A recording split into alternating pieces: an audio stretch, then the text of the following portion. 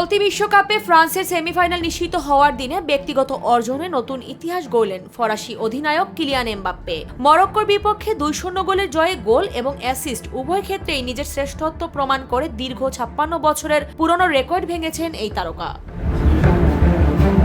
বোস্টনের JELET স্টেডিয়ামে অনুষ্ঠিত এই ম্যাচে প্রথমার্ধে একটি পেনাল্টি মিস করে কিছুটা হতাশায় ছিলেন এমবাপ্পে।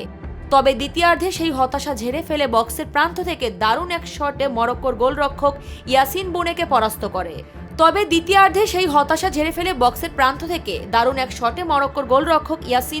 পরাস্ত করে। এই গোলটির মাধ্যমে তিনি লিওনেল মেসির 8 গোলকে স্পর্শ করে চলতি আসরে সর্বোচ্চ গোলদাতার তালিকার শীর্ষে উঠে এসেছেন। এরপর উসমান দেম্বেলের গোলটিতেও সহায়তা করেন তিনি। এই ম্যাচে গোল ও অ্যাসিস্টের সুবাদে চলতি বিশ্বকাপে এমবাপ্পের মোট গোল কন্ট্রিবিউশন দাঁড়িয়েছে 11-তে। 1970 বিশ্বকাপে জার্মানির কিংবদন্তি গার্ড মুলারের পর কোনো একক বিশ্বকাপে খেলোয়াড়দের মধ্যে এটি সর্বোচ্চ।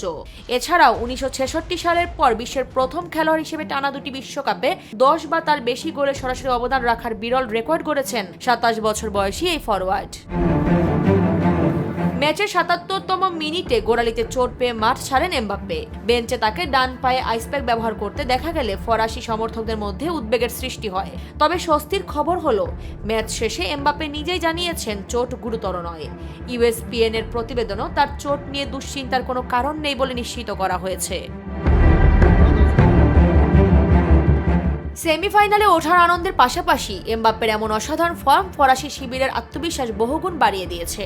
এখন দেখার বিষয়, ফাইনালে ওঠার লড়াইয়ে তিনি নিজের এই ছন্দ ধরে রাখতে পারেন কিনা।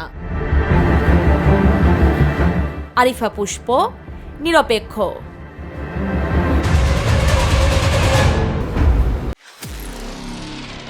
নিরপেক্ষ, সত্য প্রকাশে আপোষহীন।